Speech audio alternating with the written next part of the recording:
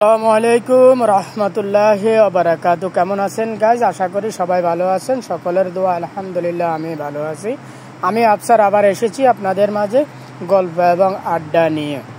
তো যদি ভালো লাগে লাইক শেয়ার করবেন, যদি ভুল হয় ক্ষমা করবেন। তো আমি আমাদের বাংলাদেশে যে সকল ভাই বোন বন্ধুরা আছেন বাংলাদেশের স্বাধীনতা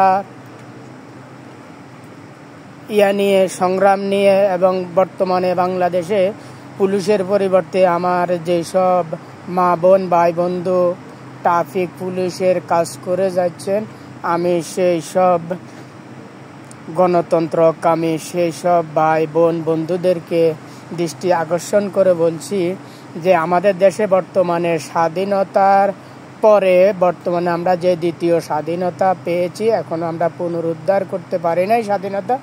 তো আমাদের সে স্বাধীনতা পুনরুদ্ধার করার জন্য বর্তমানে বাংলাদেশে যে দুর্বৃত্ত নামে যে আওয়ামী লীগের এই কিছু দুর্বৃত্ত বর্তমানে জ্বালাও পোড়াও করতেছে, সেই দিকে একটু দৃষ্টি আকর্ষণ করার জন্য আহ্বান জানাচ্ছি। সেই দিকে একটু দৃষ্টি আকর্ষণ করবেন।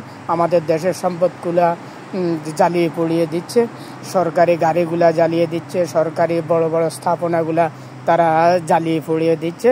সেই দিকে দৃষ্টি দেওয়ার জন্য আমার সকল ছাত্রছাত্রী মা বোন ভাই বন্ধুদের নিকট আহ্বান জানাচ্ছি। তার সাথে বর্তমান সরকারকেও একটু দৃষ্টি আকর্ষণ করতে হবে ওই দিকে, যেন ওই দিকে একটু নজরদারি করা হয়। তো এই বলে আমি আমার কথা শেষ করছি। ও আখির দাওয়ানা আলহামদুলিল্লাহি রাব্বিল আলামিন। আসসালামু আলাইকুম ওয়া রাহমাতুল্লাহি ওয়া বারাকাতুহু।